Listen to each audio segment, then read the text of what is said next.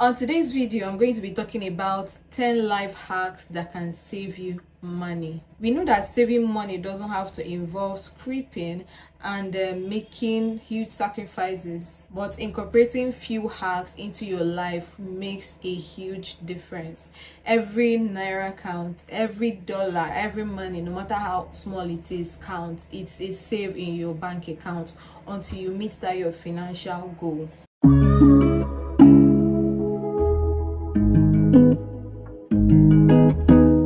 Hello guys, welcome to my YouTube channel. My name is Cynthia Baruku.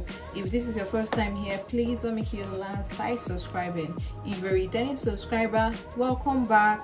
So on today's video, I'm going to talk about 10 life hacks that would save you money. Number one life hack today I'm going to mention today is carry cash. When you want to buy something, if you go with your credit card, it will make you to buy a lot of things on impulse that you don't even necessarily need.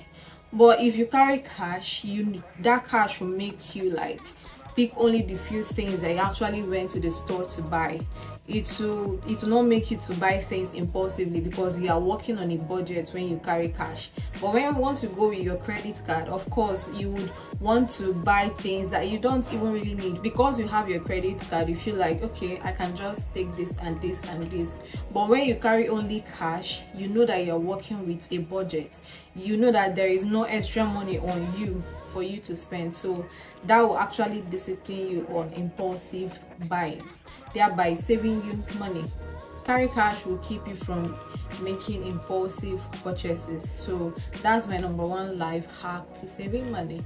Second on the list will have to be ditch your low interest savings account. A lot of us have bank savings accounts with numerous banks that we don't even get interest from. They don't generate interest. Meanwhile, there are a lot of banks out there that give you a huge interest rate from all savings you make. So why are you still keeping your savings in a bank that doesn't generate interest for you? Instead, it even cuts it by all these petty monthly charges. If you're in Nigeria, you will get this. So why don't you ditch it for a bank that at least you get 10 to 15% interest on any money you put there? Imagine you put as low as 10,000 naira in the account and you're getting at least 1k monthly without working for it. Isn't that good?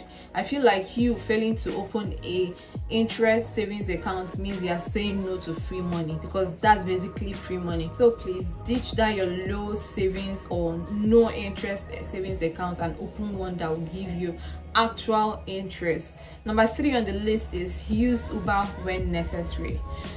I feel like there are certain places we go to, like now, if it's just like 2 minutes away, you don't really need to order Uber for it. You can just take a bike or a tricycle or a public transport and get there. Let's just say, for example, if you get there, you enter a tricycle for like 300. Meanwhile, Uber will charge you like 1,000 to get to the same destination you are going to. So why don't you like use Uber only when it is necessary, not when you are making any small trip you make Uber. Now, the only time Uber can be necessary is when you are wearing heels. Yeah, that one is understandable. You don't want to be jumping public transport when you're on heels, and also when you are going a long distance. Note though, I'm not saying you should ditch Uber entirely.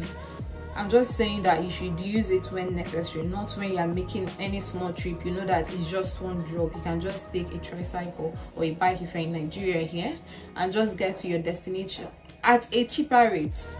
Maybe you can even enter a tricycle for 100 naira. Meanwhile, Uber might charge you 500 naira for that particular journey. So why don't you save that money? And also on the flip side actually, it is cheaper to order Uber if you pull out like 3 for 2. Let me take for example, if you are entering the public transport and this charges maybe 500 naira per person and the distance is short, but if people are 3, people can share the bill equally. It's actually cheaper to take Uber when you are more than 1 person. When you are like 2 or 3, that's when Uber is really good. Number 4 on the list is keep the shopping cart. I know when we enter a shopping mall, the first thing we do is to grab that shopping cart. But when you don't, maybe when you are going to the store to just pick only 1 or 2 items that you need and you are grabbing a shopping cart, it will make you to want to add more things to the shopping cart, thereby buying things you didn't even intend to or need. But if you just went to the store to pick 1 or 2 things, when you pick those 2 things, your hands are full already. You will not like be forced to, you know, pick more things from the shelf. So let's just skip that shopping cart, and when we are going to the store, we should just go straight to what we are buying, what we intend to buy, pick it and leave. Number 5 on the list is zip your pants and clothes before washing. If you're using a washing machine to wash your clothes, please endeavor to zip all your clothes and pants before washing, because those zips have sharp mouths like chainsaw. So those can, when it's in the washing machine, they can actually destroy your clothes, thereby making you to spend money to buy new ones. So please endeavor to zip up your pants and clothes that have zip before washing. Number 6 on the list is shop directly from the official store. People don't know this, but it's actually cheaper to shop directly from the official store because you're getting that actual price. But if you're shopping from resellers, of course they will have to make their own gain. I'm sorry if you're a reseller, but I have to give out this tip.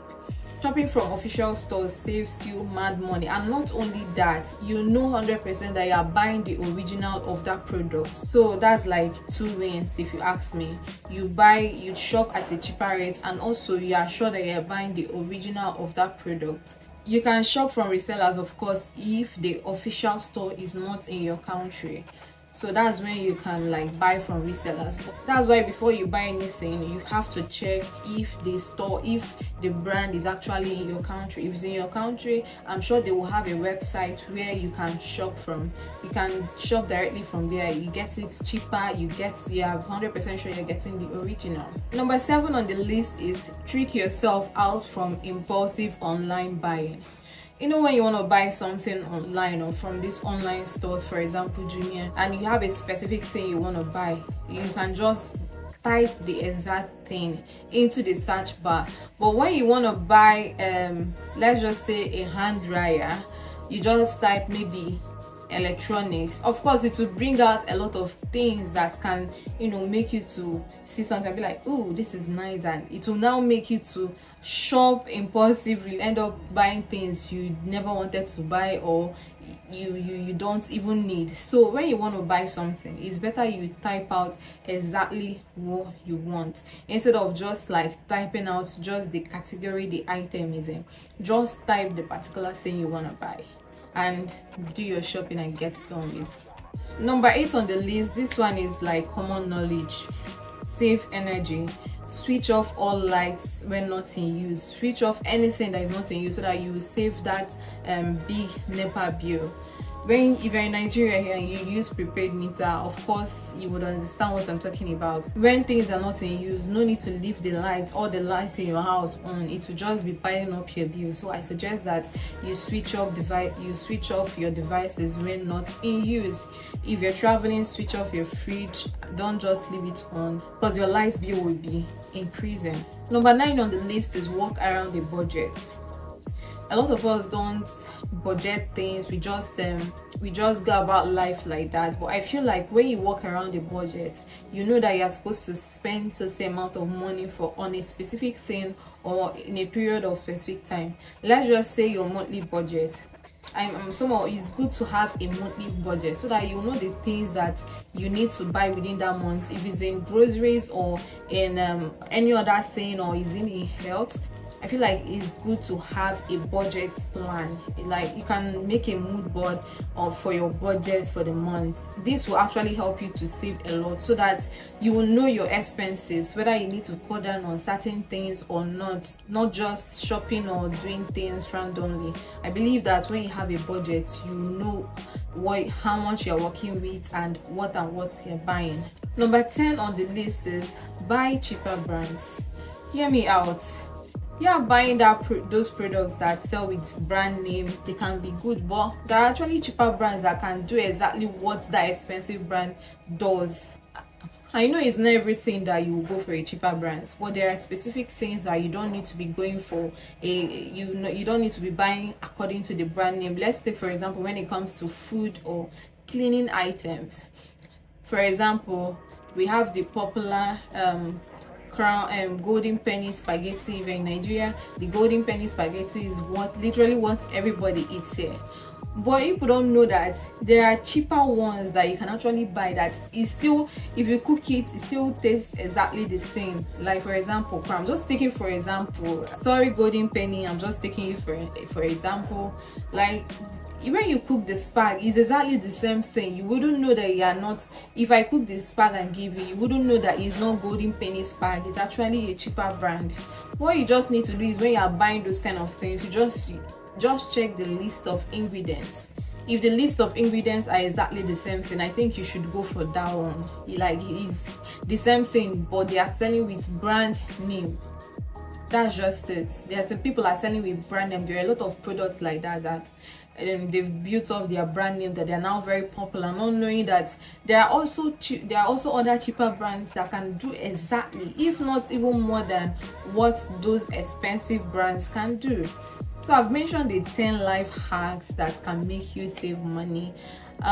It's actually pretty easy. If we incorporate this into our daily life, you will notice a difference. The difference will be visible. You will notice that you are saving more in a month than you've been saving when you incorporate or change certain things in your life. So this is the end of the video for today. I hope you enjoyed it. I hope you actually practice it. I hope it was very helpful to you.